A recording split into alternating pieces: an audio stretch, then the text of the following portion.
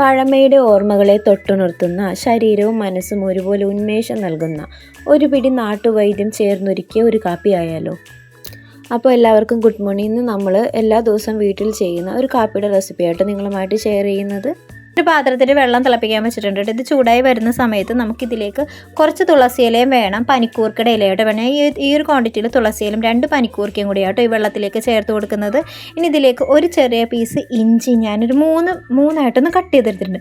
അതും കൂടി ചേർത്തിട്ട് വെള്ളം നല്ല രീതിയിൽ തിളച്ചൊന്ന് ഇത് ഇഞ്ചിയുടെയും തുളസി ഇലയുടെയും പനിക്കൂർക്കയുടെയും ഫ്ലേവർ ഇറങ്ങുമ്പോഴേക്കും നമ്മളിതിലേക്ക് ഒരു 1/2 ടീസ്പൂൺ ചെറിയ ജീരകം വറുത്ത് പൊടിച്ചതാണ് കേട്ടോ. അതും പിന്നെ ഒരു 1/4 ടീസ്പൂൺ കുറച്ച് എരിവിനായിട്ട് 1/4 ടീസ്പൂൺ കുരുമുളക് പൊടി. കാപ്പി എപ്പോഴും നമ്മൾ വെക്കുമ്പോൾ കുറച്ച് കുരുമുളക് പൊടിയൊക്കെ ഇടുന്നത് നല്ലതാണ് കേട്ടോ.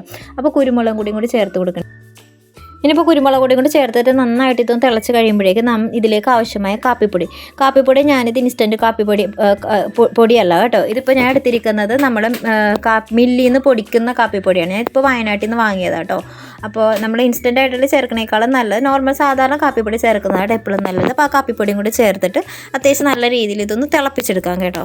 ഇനിയിപ്പോൾ നമുക്ക് ഇതിലേക്ക് മധുരത്തിന് ആവശ്യമായ പഞ്ചസാരയും കൂടി ചേർത്ത് കൊടുക്കുക. ഒരു കാര്യം പ്രത്യേകം ശ്രദ്ധിക്കാം, മധുരം എപ്പോഴും ചേർക്കുമ്പോഴേക്കും മധുരം ഒരുപാട് മുന്നിൽ നിൽക്കുന്ന പോലെ ചേർക്കരുത് കേട്ടോ. പ്രത്യേകിച്ച് ഇങ്ങനെ കാപ്പി ചെയ്യുമ്പോഴേക്കും മധുരം കുറച്ച് കുറഞ്ഞിട്ട് നമ്മൾ ഈ കുരുമുളകിൻ്റെയും തുളസിയുടെയും പനിക്കൂർക്കയുടെയൊക്കെ ഒരു ഫ്ലേവർ മുന്നിൽ നിർത്തിക്കൊണ്ട് വേണം കേട്ടോ ചെയ്യാൻ.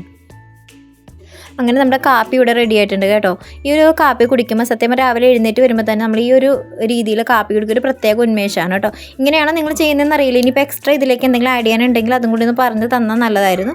അപ്പോൾ ചെയ്യാത്തവരുണ്ടെങ്കിൽ ചെയ്ത് നോക്കിയിട്ടൊന്ന് അഭിപ്രായം അറിയിക്കണം കേട്ടോ.